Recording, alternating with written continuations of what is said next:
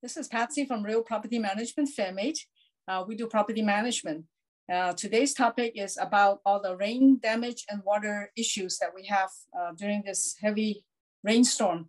And this is G. Gerardo. Help us explain the problems and solutions that he encountered. Take it away, G. Hello, everyone. Obviously, I'm G. Gutierrez with Real Property Management, and I am a licensed contractor in the state of California, and we cover all of Southern California. Now, everybody knows that Southern California got hit with historic rainfall in the last 60 days here at the end of 2022 and the start of 2023. And with that, we saw many issues at our properties, and some of the issues could have been averted, and other issues we responded quickly and urgently to make sure that the properties were not damaged or to minimize the damage at the properties.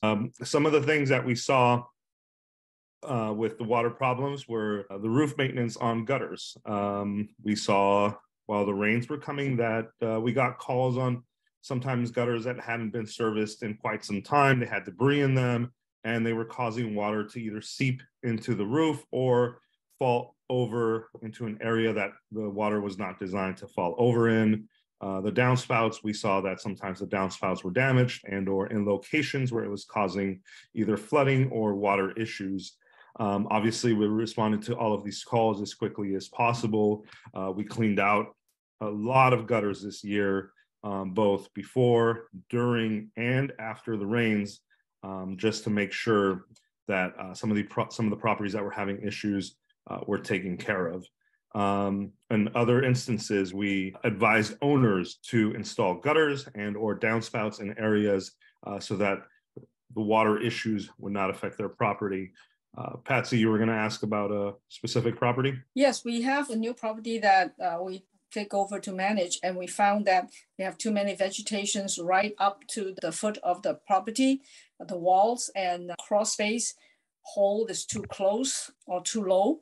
That causes a lot of problem, flooding in the basement, and also getting mold and mildew inside the bedrooms because the drain is not properly laid away or diverted to further away from the property. Yes, correct. That is an issue, a specific issue we saw in a couple of our properties. One specific one that comes to mind, the property has a crawl space, which in California is very common. A lot of our homes have crawl spaces, and this particular crawl space was getting a lot of water diverted into the crawl space, and it had no outlet to leave the crawl space. So it was going up on the crawl space a foot and a half. So we had to go in and we had to remediate that water out of the crawl space and also remediate some damage that it caused to the flooring and the drywall because that moisture seeped up into the wood and the walls. So this is one that we responded quickly, and we gave the property owner some solutions,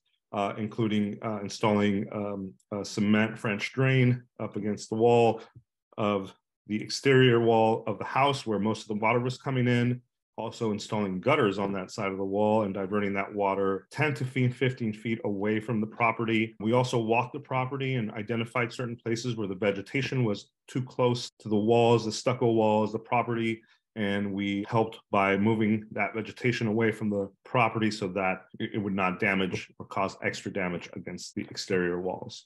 And also we have another interesting one is that there was a chimney on the property, and somehow owner's relatives were trying to fix the problem.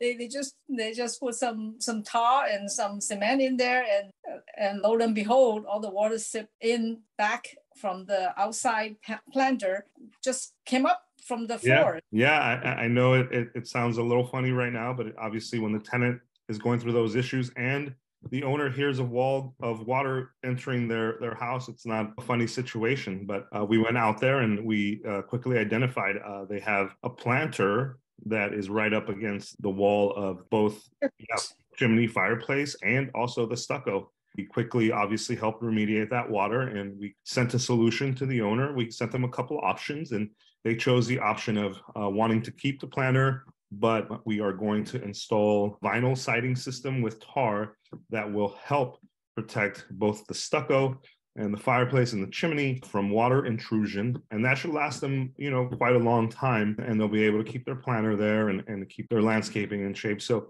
sometimes there is a way to keep landscaping close to the property, but it has to be done correctly. If you hire a handyman just to put a little tar and a little cement, most likely you're going to get water that seeps into the house, and that could create major issues, major damage.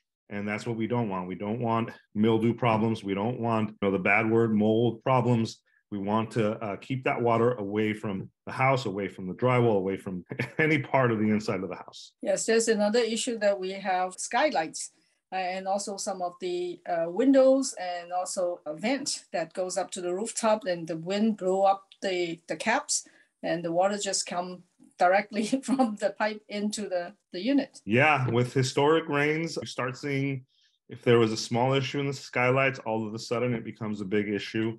It is very important when you hire roofers to hire licensed and insured roofers, and that they know what they're doing. Sometimes you might think you may be getting a great deal by somebody, Joe Handyman, that says, hey, I can, redo your roof. But, when we get up there, we saw a lot of roof installations weren't done properly where the skylight meets the asphalt shingles.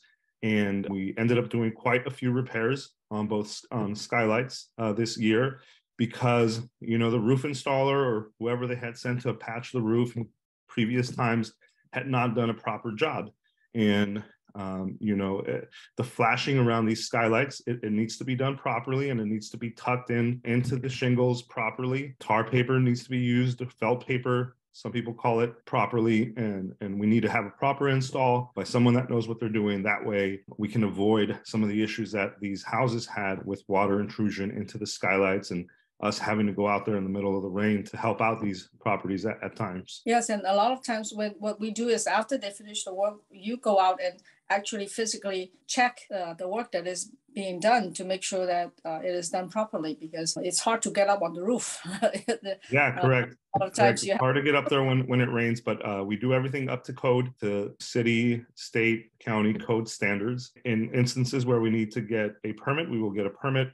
In instances where it's an emergency repair, we can take pictures and we can obviously show it to an inspector if need be, and all the work is done up to code and would pass inspection in any city or county. Yes, the last thing I could recall is that there are a lot of subterranean parking issues. When the water comes in from groundwater, there's really not much you can do except making sure that the sub pump is working and the sewer line, the drain line is cleared out.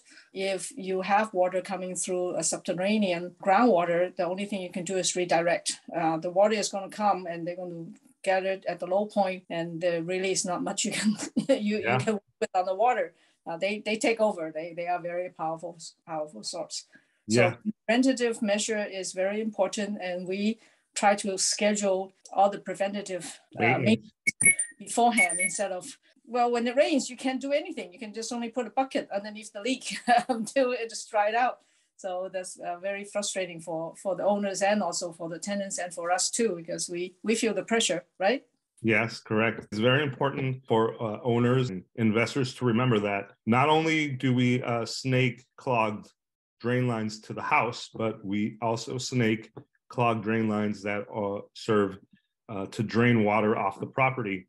And those need to be kept up, and proper inspection, usually a yearly inspection on those, would serves a great measure to keep water from damaging your property. With sump pumps, a yearly inspection on those sump pumps also works great. We've inherited properties that didn't have an inspection measure in place, and when they came with our properties, we've put them on an inspection schedule for their sump pumps, because we have seen them fail. And when it fails, it's not pretty. You'll have water rise up quickly, 2 to 3 feet. Just this year, I was swimming around in a 3-foot pool right in front of the property, and almost made it into the property, but we were able to work quickly to pump that water out. Yeah, that was some quick measure. That was before they ran out of pumps. That's good. Okay, so that concludes our session this time. So we look forward to the next session of maintenance issues. Thank you. Yes, thank you, Patsy.